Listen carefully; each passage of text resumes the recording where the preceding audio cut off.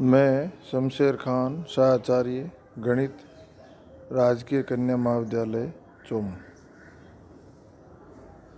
आज एक प्रश्न अपन देखते हैं वलय पे। सिद्ध कीजिए कि मैट्रिक्स 0 0 ए बी जहाँ A B belongs to R प्रकार के सभी मैट्रिसेज का समुच्चय मैट्रिक्स योग एवं गुणन के लिए वलय है। क्या यह शून्य के भाजक रहित है? ये अपना प्रश्न है। मतलब अपने पास जितने भी 2x2 प्रकार के मैट्रिसेज है उनका समुच्चय है। मतलब जो समुच्चय है उसमें अवयव क्या है? 2x2 प्रकार के, जिसमें प्रथम स्तंभ में निश्चित रूप से 0 0 रहेंगे और द्वितीय स्तंभ में A B belongs to R, मतलब आर के कोई भी दो अवयव हो सकते हैं। 0 0 भी हो सकते हैं, ए 0 भी हो सकता है, ए बी भी हो सकता है। जितने जो भी आर के अवयव हैं वो दूसरे स्तंभ में होंगे, पहले स्तंभ में निश्चित रूप से 0 0 ही होंगे। तो अपने को 2x2 मैट्रिसेज का समुच्चय दे रखा है, जिसमें 2x2 मैट्रिसेज में वही मैट्रिसेज आएंगे जिनका प्रथम स्तंभ में 0 0 हो। तो अपन ने माना m is equal to 0 0 A B oblique A B belongs to R such that A B belongs to R. मतलब m एक समुच्चय है जिसमें अवयव हैं, मैट्रिसेज हैं जो किस प्रकार के हैं, जिनमें 2x2 प्रकार के मैट्रिसेज हैं जिनमें प्रथम स्तंभ 0 0 है और द्वितीय स्तंभ में जो अवयव हैं वो आर के अवयव हैं। तो माना m इज इक्वल टू मझले कोष्टक में matrix 0 0 A B belongs to R तथा alpha beta belongs to M. Alpha beta belongs to M, alpha और बीटा एम के अवयव हैं। तो एल्फा और बीटा निश्चित रूप से 2x2 प्रकार के मैट्रिक्स होंगे जिनमें प्रथम स्तंभ में 0 होगा, 0 0 होगा। प्रथम स्तंभ के अवयव क्या होंगे? 0 होंगे। तो एल्फा बीटा एम के अवयव हैं। तो alpha is equal to 0 0 A b, beta is equal to 0 0 c d, जहाँ ए b c d belongs to है आर। अब ये तो अपन ने मैट्रिसेज का समुच्चय ले लिया। अब कोई वलय, मतलब ये मैट्रिक्स का समुच्चय मैट्रिक्स योग व गुणन संक्रिया के लिए, मतलब अपने को संक्रिया क्या दे रखी है? योग संक्रिया कौन सी संक्रिया है? मैट्रिक्स योग। गुणन संक्रिया कौन सी संक्रिया है? मैट्रिक्स गुणन। तो अब इसे वलय प्रूव करना है। वलय प्रूव करने के लिए सबसे पहले अपने को ये बताना होगा कि ये जो मैट्रिक्स योग व मैट्रिक्स गुणन है वह इस समुच्चय एम में सुपरिभाषित है या इन संक्रियाओं के लिए समुच्चय एम संवृत है। ठीक है। अब सुपरिभाषित सिद्ध कैसे करते हैं कि इस समुच्चय एम के दो अवयव ले लो, उनके मध्य ये संक्रिया लगाओ, जो नया अवयव आए वो एम का, यदि वो जो नया अवयव आए वो यदि एम का अवयव है तो ये संक्रियाएं एम में सुपरिभाषित है। तो अपन ने एल्फा बीटा दो अवयव एम के अवयव ले लिए। तो एल्फा प्लस बीटा, तो अपने को एक 2x2 प्रकार का मैट्रिक्स मिल गया जिसमें 0 0 a plus b, b plus d द्वितीय स्तंभ में। ए और ए बी सी डी सभी अगर आर के अवयव हैं तो ए प्लस सी और बी प्लस डी ये भी आर के अवयव होंगे और प्रथम स्तंभ में 0 0 है। इसका मतलब 0 0 द्वितीय स्तंभ में ए प्लस सी और बी प्लस डी, ये जो नया मैट्रिक्स मिलता है ये भी एम का अवयव होगा। क्यों होगा भाई? क्योंकि ये 2x2 प्रकार का मैट्रिक्स है और इसमें प्रथम स्तंभ में 0 0 है। इसका मतलब योग संक्रिया एम में सुपरिभाषित है। अब अपन देखते हैं एल्फा बीटा। तो alpha beta is equal to 0 0 A B एक मैट्रिक्स, दूसरा 0 0 सी डी, ये इनका दोनों मैट्रिक्स का गुणा। तो अपन यदि गुणन करें, मैट्रिक्स गुणन की परिभाषा से गुणन करें तो अपने को मिलता है नया मैट्रिक्स मिलता है, 2x2 प्रकार का मैट्रिक्स मिलता है और उसमें प्रथम स्तंभ में 0 0 है, द्वितीय स्तंभ में ए डी और बी डी द्वितीय स्तंभ मिलता है। तो ये दो इंटू दो प्रकार का मैट्रिक्स है। ए बी सी डी सारे अगर आर के अवयव हैं तो ए डी और बी डी भी आर के अवयव होंगे।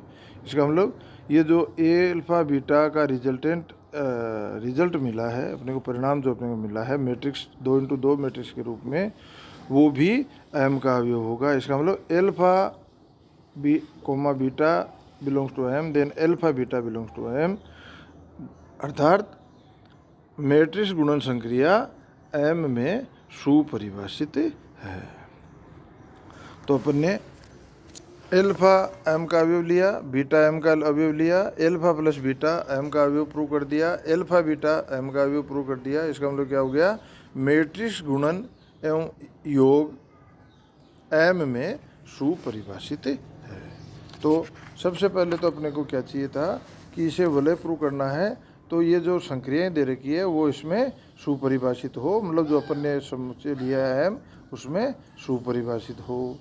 तो ये सारी संक्रियाएं सुपरिभाषित है। इसका मतलब एम प्लस व डॉट एक बीजीय निकाय है। अब एम प्लस और डॉट को वलय प्रूव करना है, तो सबसे पहले अपन ने योग व गुणन संक्रिया को एम में सुपरिभाषित प्रदर्शित कर दिया। अब शेष क्या बचा है कि एम प्लस एक क्रम विनिमय समूह हो, एम प्लस एक क्रम विनिमय समूह हो। दूसरा एम डॉट एक सामी समूह हो। तीसरा गुणन की योग पर बंटनता लागू होती हो।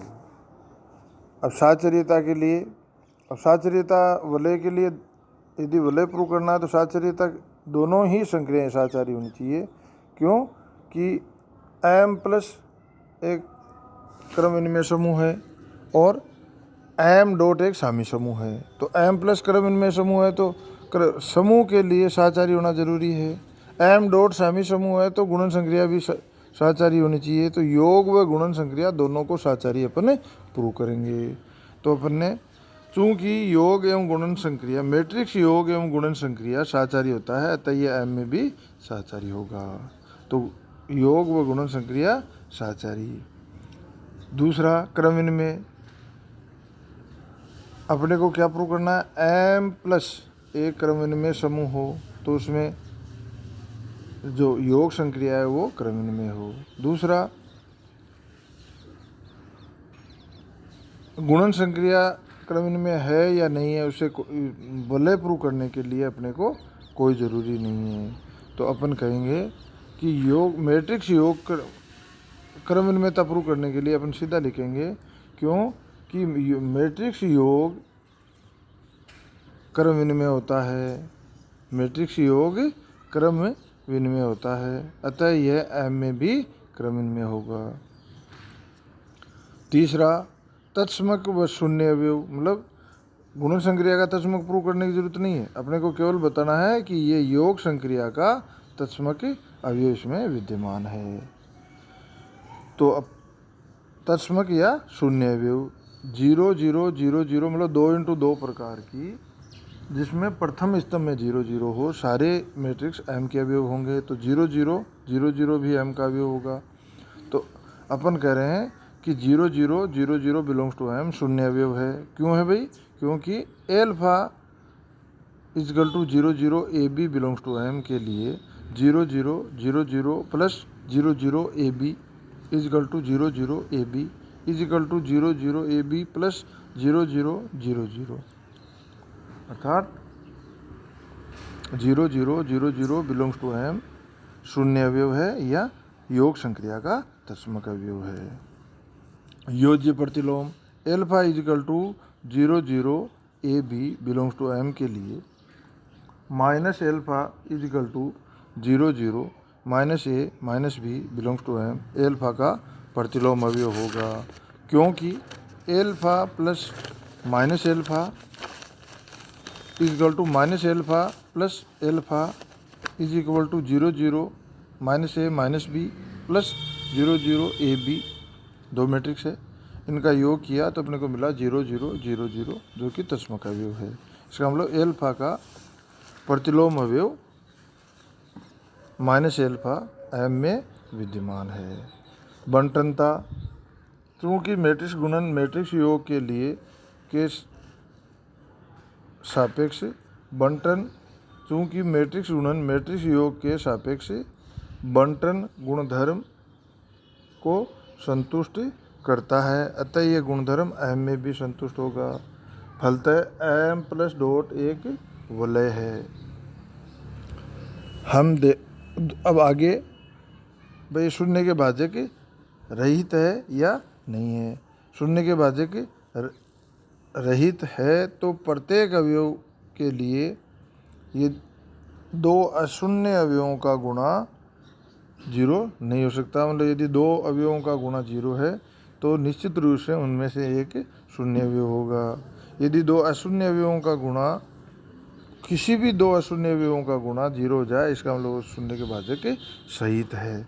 तो इसे दिखाने के लिए हम आगे लिखते हैं। हम देखते हैं कि 0 0 1 0 बिलोंग्स टू एम एक शून्यतर अवयव है, परंतु 0 0 1 0 0 0 1 0 का गुणा करें, इन दो मैट्रिक्स का गुणा करें तो अपने को शून्य मैट्रिक्स मिलता है 0 0 0 0। अतः एम प्लस डॉट में शून्य के भाजक विद्यमान है।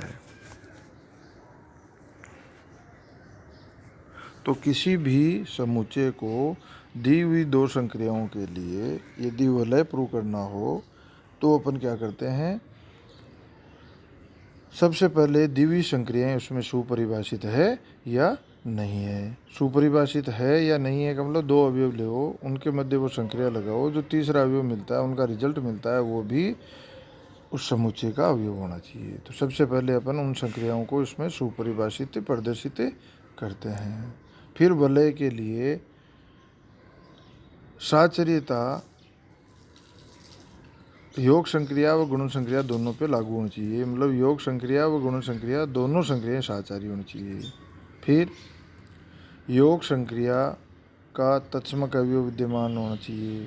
फिर योग संक्रिया के लिए प्रत्येक अवयव का योगात्मक मतलब एम के प्रत्येक अवयव का योगात्मक प्रतिलोम विद्यमान होना चाहिए। फिर योग संक्रिया क्रम इनमें होनी चाहिए। अब इसे किसी भी क्रम में आप पहले प्रूव कर दो बाद में कर दो, मतलब योग संक्रिया साचारी होनी चाहिए, तत्समक विद्यमान होना चाहिए, प्रत्येक अवयव का योगात्मक प्रतिलोम विद्यमान होना चाहिए और योग संक्रिया क्रम इनमें होनी चाहिए। गुणन संक्रिया के लिए गुणन संक्रिया साचारी होनी चाहिए और अंत में गुणन का योग संक्रिया पर बंटनता लागू होनी चाहिए।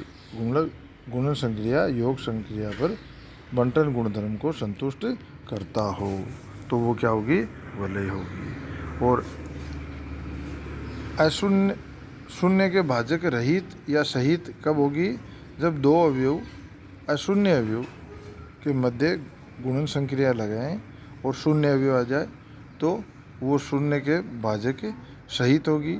और दो अवयव जिनके मध्य गुणन संक्रिया लगाए और वो शून्य तभी हो जब दोनों में से कोई एक अवयव शून्य हो तो वो शून्य के भाजक रहित कहलाती है।